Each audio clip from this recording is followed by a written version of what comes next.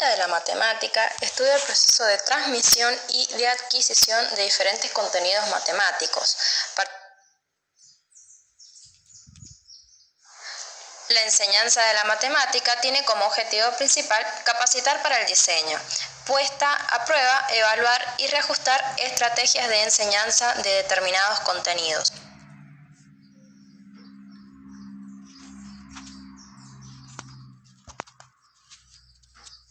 El origen de los contenidos matemáticos, desde un punto de vista epistemológico, debe recuperarse del hecho de que los contenidos matemáticos se producen como soluciones a problemas específicos que los seres humanos han debido enfrentar en un tiempo y en otro, y subrayar que son los problemas que les han dado origen los que han dado sentido a la matemática producida.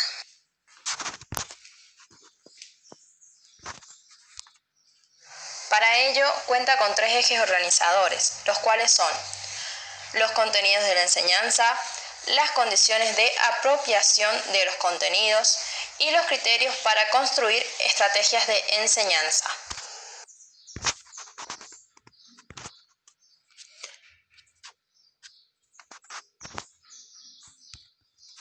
Chevallard fue un epistemólogo y matemático francés, quien introdujo el concepto de transposición didáctica.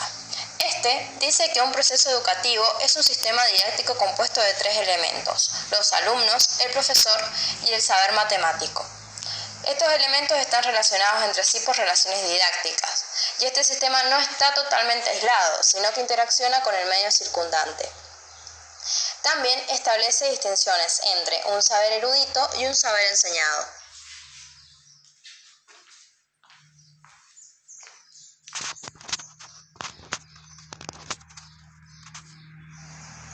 Guy-Brosseau fue quien propuso el estudio de las condiciones en las cuales se produce el conocimiento.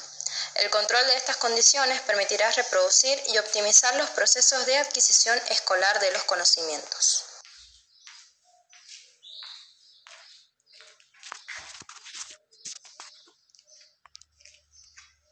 El objetivo central de la propuesta de Guy-Brosseau es la situación didáctica, que fue definida por él como un conjunto de relaciones establecidas explícita o implícitamente entre un alumno o un grupo de alumnos, un cierto medio y un sistema educativo, representado por el docente, con la finalidad de lograr que estos alumnos se apropien de un saber constituido. Las relaciones que se establecen a través de una negociación entre docente y alumnos tienen como resultado un denominado contrato didáctico, el cual tiene reglas de funcionamiento, las cuales pueden ser explícitas o no. Para Brosseau, el docente debe despersonalizar y descontextualizar al máximo el resultado hallado.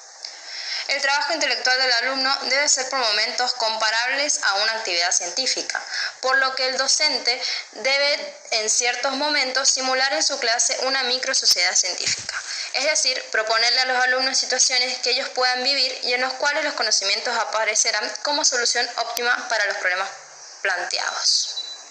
Es decir, que debe repersonalizar y reconceptualizar los conocimientos.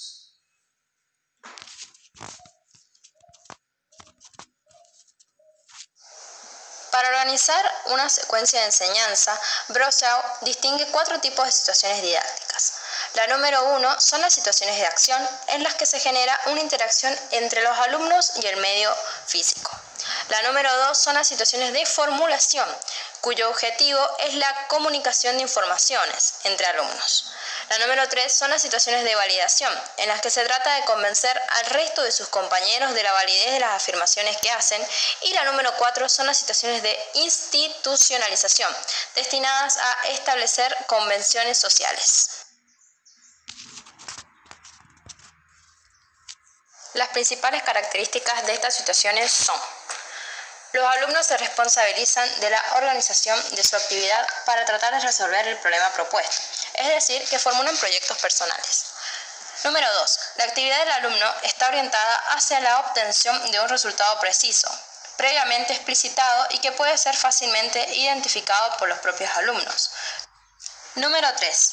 La resolución del problema planteado implica la toma de múltiples decisiones por parte de los alumnos y la posibilidad de conocer directamente las consecuencias de sus decisiones a fin de modificarlas para adecuarlas al logro del objetivo perseguido.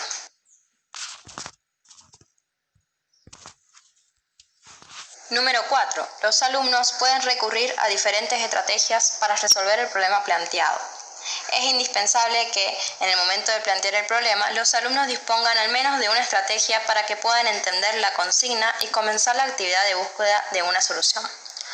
Número 5. La manipulación de variables de comando permite modificar las situaciones didácticas, bloqueando el uso de algunas estrategias para permitir la aparición de otras. Y número 6, los alumnos establecen relaciones sociales diversas, las cuales pueden ser de comunicación, debates, negociaciones, estrategias, entre otras. Regine Douady sostiene que para que haya una verdadera construcción de los conocimientos por parte de los alumnos, se debe tener en cuenta los siguientes aspectos. Para cada concepto matemático hay que distinguir su doble aspecto, de instrumento y de objeto. Un concepto es primero instrumento implícito antes de volverse un objeto del saber. Un mismo concepto puede ser movilizado en distintos marcos, físico, numérico o geométrico.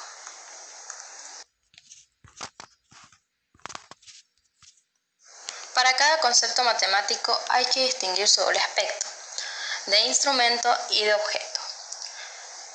Por instrumento se entiende su funcionamiento científico en los diversos problemas que permite resolver. Estos instrumentos pueden pertenecer a distintos marcos, físicos, geométricos, numéricos, gráficos, entre otros.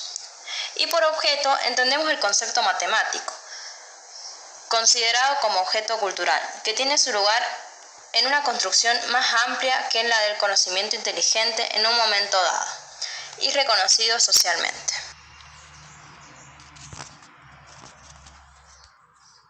Sobre el proceso de enseñanza-aprendizaje, diremos que 1. ¿Cuál es el objetivo esencial en el proceso de enseñanza-aprendizaje de la matemática? Construir el sentido de los conocimientos, es decir, que lo que se enseña esté cargado de significado y que tenga sentido para el alumno. 2. ¿Cuáles son entonces las estrategias de un docente? Construir y plantear problemas cuya solución por parte de los alumnos involucre a los conocimientos a los cuales se apunta.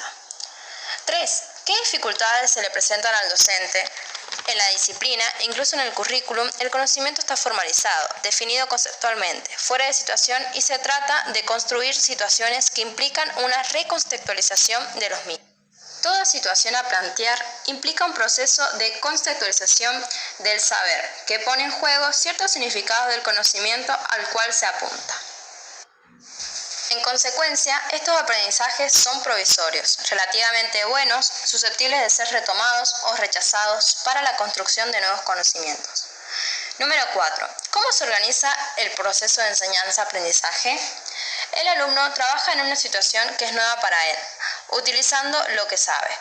Al vencer los obstáculos que se le presentan, produce nuevos conocimientos, pero él no lo sabe.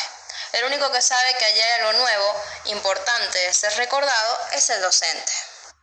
El doble proceso del objeto de conocimiento por parte del alumno y por el maestro del aprendizaje del alumno es el objetivo de las situaciones de institucionalización.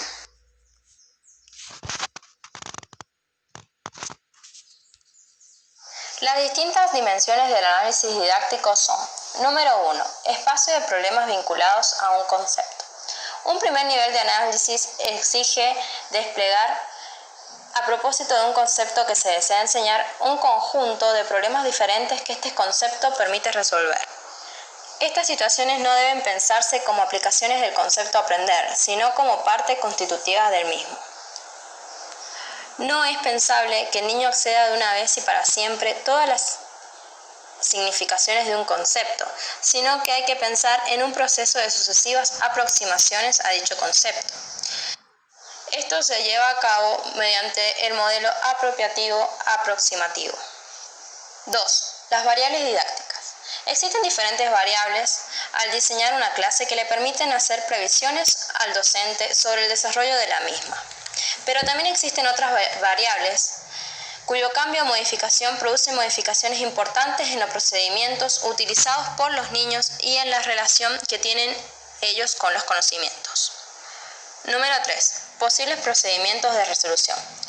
Los procedimientos que los niños utilizan para resolver un problema pueden ser pensados como la puesta en acto de propiedades, correctas o no, que el niño tiene incorporadas. Número 4. Formas de validación. Una parte importante del sentido del trabajo matemático del alumno se vincula con la posibilidad de que el alumno pueda saber por sus propios medios si el procedimiento utilizado es el correcto o no, si el resultado obtenido es plausible o disparatado, o si el argumento de su compañero es contradictorio o consistente. Conseguir esto no es sencillo, ya que el docente debe prever si la situación planteada permite al niño establecer relaciones que le permitan validar sus resultados. Número 5. Distintos contextos de utilización. Algunos problemas vinculados a un concepto pueden ser planteados en distintos contextos de utilización. Analizar los diferentes contextos de utilización de un concepto, plantear cierta exhaustividad entre los mismos, favorecer la comparación entre los mismos, hacen posible que un proceso de integración que, si no es controlado por el docente, es difícil que aparezca. Número 6. Las distintas formas de representación. Las formas de representación que admite un problema están vinculados al aspecto modelizador de la matemática. Una relación es siempre un recorte que pone de relieve algunos aspectos y oculta otros. Por un lado, se trata de analizar con los alumnos en qué casos es más conveniente usar una representación por encima de otra. En síntesis, el trabajo sobre todas las formas de representación agrega conocimientos sobre el objeto que se estudia.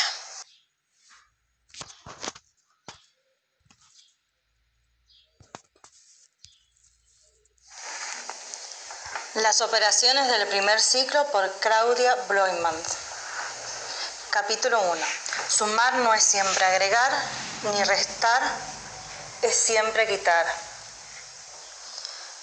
En los momentos de debate no se trata de enseñar los procedimientos más avanzados, sino de generar un espacio de comparación y análisis. Se necesitan generar condiciones de trabajo en la clase donde los niños pueden crear y elegir estrategias para que los niños abandonen procedimientos y se apropien nuevos.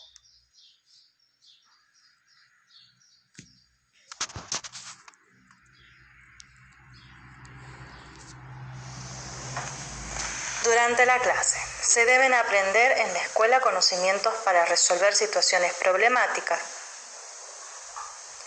Hay situaciones que desde el punto de vista son equivalentes, pero no lo son para los niños, por lo que la suma y la resta deben ser enseñados por varios años.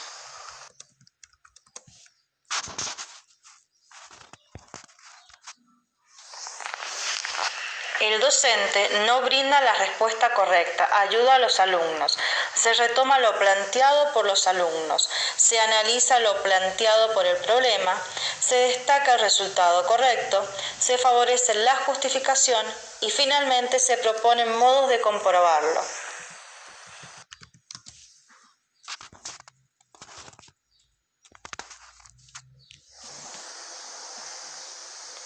Los alumnos también aprenden analizando cuáles procedimientos son los correctos y cuáles no.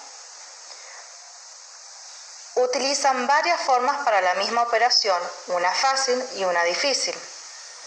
Aprender a usar lo que se sabe para averiguar lo que no se sabe.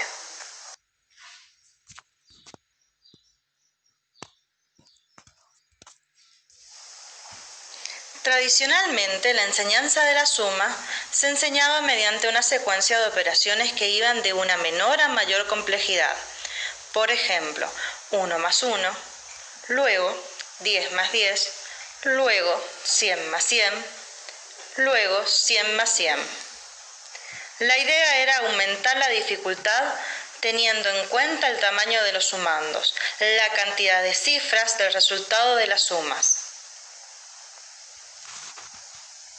El abordaje de las operaciones se realizaba con cuentas verticales, comunicando que comienzan por la suma de las unidades y las decenas.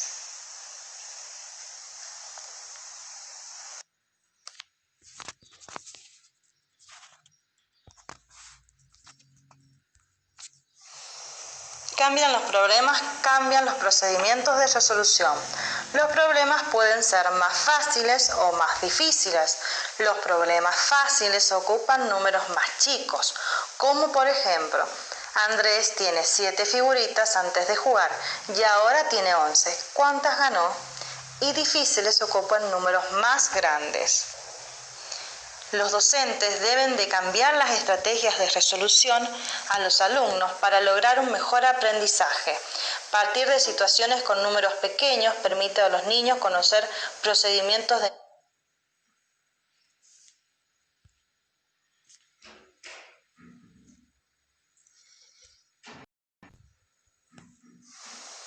Cambian los problemas, cambian los procedimientos de resolución. Los problemas pueden ser más fáciles o más difíciles. Los problemas fáciles ocupan números más chicos, como por ejemplo, Andrés tiene 7 figuritas antes de jugar y ahora tiene 11. ¿Cuántas ganó? Y difíciles ocupan números más grandes. Los docentes deben de cambiar las estrategias de resolución a los alumnos para lograr un mejor aprendizaje. Partir de situaciones con números pequeños permite a los niños conocer procedimientos de manera más práctica. Estos problemas pueden referirse a magnitudes. Las magnitudes continuas se refieren a aquellas que es posible contar, como por ejemplo figuritas o animales. Y las magnitudes discontinuas son aquellas que es necesario medir, como por ejemplo el tiempo y la capacidad. Si el alumno lee el enunciado del problema y esto es sobre un contexto desconocido, no podrá interpretar siquiera cuál es el problema. Es necesario tener ciertos conocimientos a una experiencia vivida, a algún tema de interés del niño. Al incluir datos de más, es decir, datos no necesarios, sirven para que los niños seleccionen cuál es la relación pertinente para la pregunta planteada.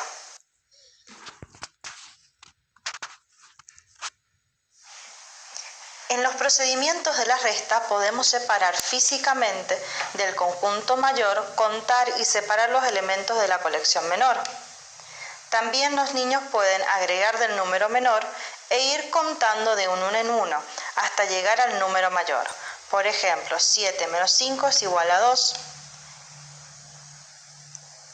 Sumamos 5 y contamos. 6, 7 con los dedos, quedan 2.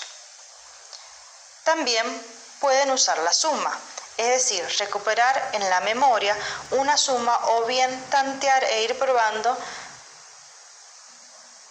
de obtener mayor a partir de sumas sucesivas y controlar el resultado cuando falta. Se puede restar.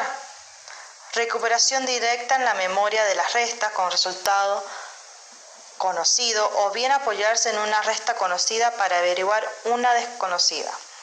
Por ejemplo, 25 menos 11. Pensar en 25 menos 10 igual a 15 y 15 menos 1 igual a 14.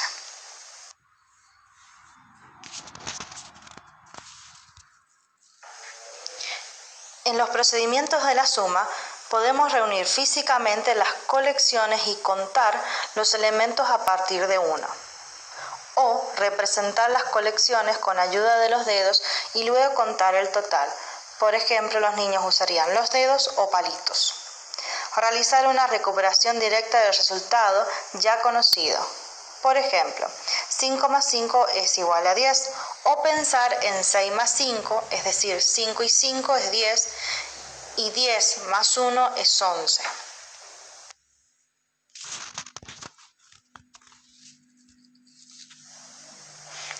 Los niños tendrán dificultades para resolver individualmente muchos problemas. Por eso se propone pertinencia de la información presentada para resolver las preguntas. En una primera instancia, el trabajo es individual. En una segunda instancia, el trabajo es colectivo. El docente comunicará el procedimiento generando un espacio de comparación y análisis para que los niños puedan utilizar otra estrategia. La tercera instancia es donde aparece el debate. El docente lo plantea para generar diferentes respuestas de los niños o elecciones personales de estrategias para que los niños abandonen conocimientos construidos y se apropien de nuevos recursos.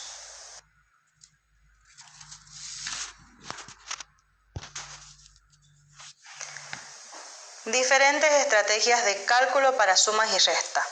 Tradicionalmente, la suma se enseñaba de una secuencia de operaciones de menor a mayor complejidad y de forma vertical. Se empezaba con un dígito, por ejemplo, 1 más 2 es igual a 3. Luego, el resultado de 2 dígitos, 7 más 8, daba 15. La suma de bidígitos, 20 más 30, era igual a 50. Acá es donde encontramos una cuenta con dificultad.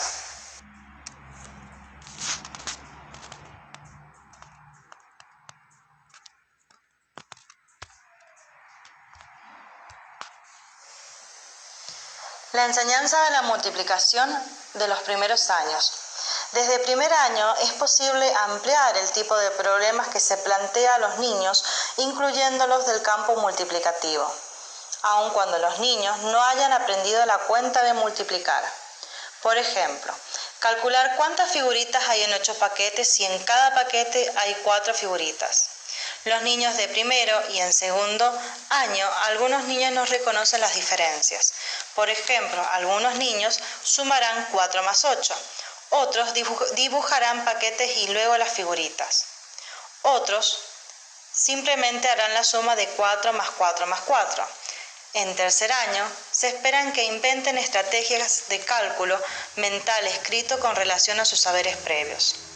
El sentido de plantear estos problemas a niños que aún no saben multiplicar es de realizar un trabajo reflexivo y de análisis proponiendo la resolución de problemas de multiplicación que serán resueltos con los recursos que cuentan hasta ese momento. Habitualmente los problemas de multiplicación remiten a los problemas de proporcionalidad. Para los niños no es necesario que sepan el signo por, es decir, la X. Su utilización prematura hace que sea un signo desprovisto de significación.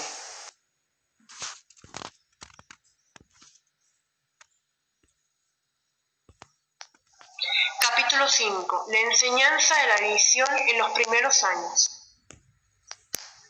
En el primer año es posible dividir sin saber dividir. Los niños de primer año no han aprendido a reconocer, aunque este problema puede resolverse con una operación de 25 dividido en 5. Sin embargo, pueden resolverlo. O algunos utilizan procedimientos en los que se representan gráficamente a los niños. Otros utilizan algún tipo de material o palitos para distribuir y luego contar. Algunos prueban con sumas sucesivas, otros restan a un número 25 varias veces.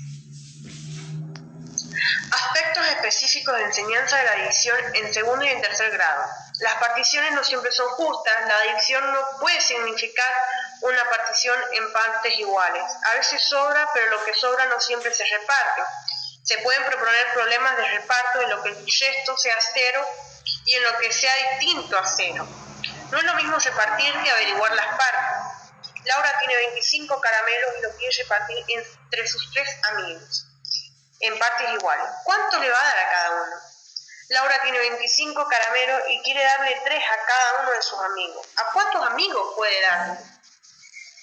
En el reparto es equivalente, donde tenemos otro tipo de problema, donde son las distribuciones equitativas, en las cuales no se da el valor de cada parte de la cantidad. A veces lo que sobra cambia todo el problema, donde aquí a lo que no hay resto, en lo que sí, en lo que se pueden partir los elementos y en los que no. Dividir en problemas de proporcionalidad son 2 series involucradas donde hay que averiguar el valor de la unidad. Dado el valor de la unidad, hay que averiguar cuántas unidades podemos utilizar en la tabla.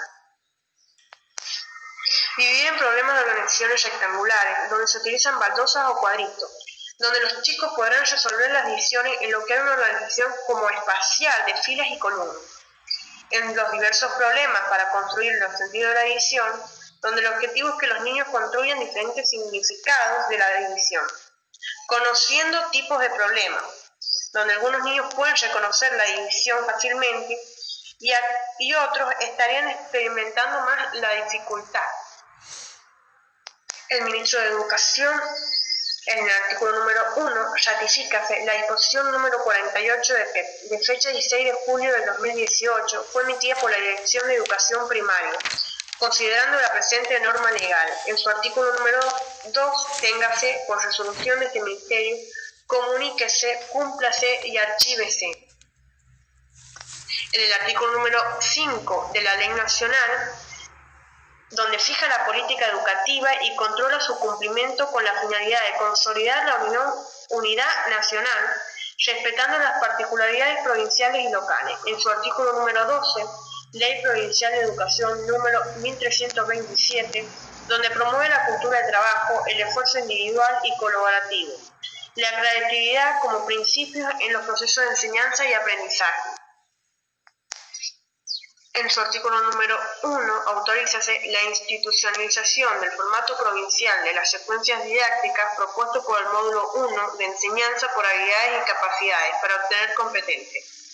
Plan provincial, autorización y capacitación docente del 2006-2023. Conforme a lo expuesto en presente disposición y como anexo 1 forma parte de la presente legal. En el artículo número 2 establezcase la obligatoriedad de la institucionalización del formato provincial de las secuencias didácticas, donde fue propuesto por el módulo 1. En el artículo número 3 determinase será voluntaria la institucionalización del formato provincial de las secuencias didácticas propuesto también por el módulo 1. El artículo número 4, téngase por disposición de área, comuníquese, cúmplase y archívese. Esta es la planificación, donde tenemos al título, que es la expresión simple que comunica la temática de la secuencia. 2. Áreas, donde puede ser una secuencia disciplinaria o interdisciplinaria. 3. La duración, donde es expresada en semanas. 4. Problema. Definición clara y precisa de un problema significativo, donde puede ser a nivel social, institucional o áulico. 5. Desafío. Es una explicitación de un desafío sociocognitivo que el docente le brindará a los estudiantes. 6. Propósito. La enunciación de la intención educativa centrales, donde se expresa de manera clara y precisa en el desarrollo de sus capacidades.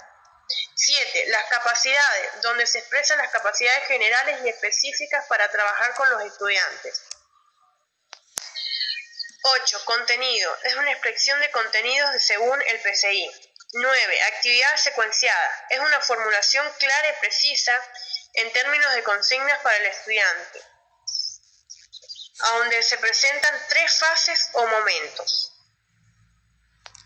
Como número 1 tenemos a las iniciales o globales, donde están pensadas para la comprensión del problema, ya sea por parte de los estudiantes, la comprensión del desafío y de criterios de evaluación. Número 2, de desarrollo o analíticas, donde tienen la finalidad que los estudiantes aborden los nuevos saberes mediante la enseñanza intensiva de las nociones y los procedimientos por parte del docente, donde nos permita como estudiantes resolver el desafío. 3. De cierre y comunicación, donde apunten que los estudiantes puedan comunicar las experiencias con el desafío realizado. 10. Evaluación, la explicitación clara y precisa de los instrumentos de evaluación, que se aplicarán en la secuencia como criterios de evaluación de aprendizaje o indicadores de logro. 11. La enunciación de los materiales, donde son los materiales que utilizaremos. Las capacidades específicas del primer y segundo ciclo, donde tenemos a la comunicación, la resolución de problemas, el pensamiento crítico, el trabajo con otros, el aprender a aprender, la responsabilidad y el compromiso. Los objetivos y propósitos generales, donde tenemos aplicar la estructura del sistema de numeración decimal y sus propiedades fundamentales, leer y escribir y comparar los números, analizando la regularidad del sistema y el valor proporcional, donde los números naturales van hasta por lo menos hasta el 10.000. 2. Interpretar la información cuantitativa que se escriben por diferentes vías. Resolver problemas aritméticos, desarrollar habilidades de cálculos con números naturales, 3. Interpretar, producir, comunicar informaciones para ubicar los objetos en función de los puntos de referencia, en los espacios explorables o no explorables. 4. Explorar, caracterizar, visualizar, identificar, describir, comparar y copiar figuras y cuerpos geométricos que modelizan objetos concretos para establecer las relaciones entre ellos. 5. Medir cantidades de longitud, capacidad, peso y tiempo usando las unidades no convencionales, con el sistema de unidades convencionales de empleo social. Reconocer como parte del aprendizaje el valor de la cooperación y la responsabilidad individual con el éxito colectivo. Contribuir al desarrollo personal y a la capacidad instrumental. Los contenidos del primer ciclo, donde tenemos el primer grado, el eje número 1, números y operaciones, donde tenemos el número natural, números ordinales, suma y resta, estratégicas de cálculo, multiplicación y división. En el eje número 2, en los espacios, formas y medidas, espacio, orientación, dirección, posición y distancia. Formas, cuerpos geométricos, medidas, cuantificables, largo, peso, alto y tiempo. En el segundo grado tenemos el eje 1, números y operaciones, donde tenemos el sistema de numeración, el mundo natural hasta el 1000, números ordinales, estratégicas de cálculo, multiplicación y división, estratégicas de cálculo exacto. Después tenemos al eje número 2, espacio, formas y medidas, espacios, relaciones espaciales de posición, orientación, dirección y distancia. Representación de espacio físico, formas, cuerpos geométricos, propiedades y formas de desarrollo plano, de figuras geométricas, medidas, atributos cuantificables, comparación y ordenamiento de cantidades, lectura del calendario.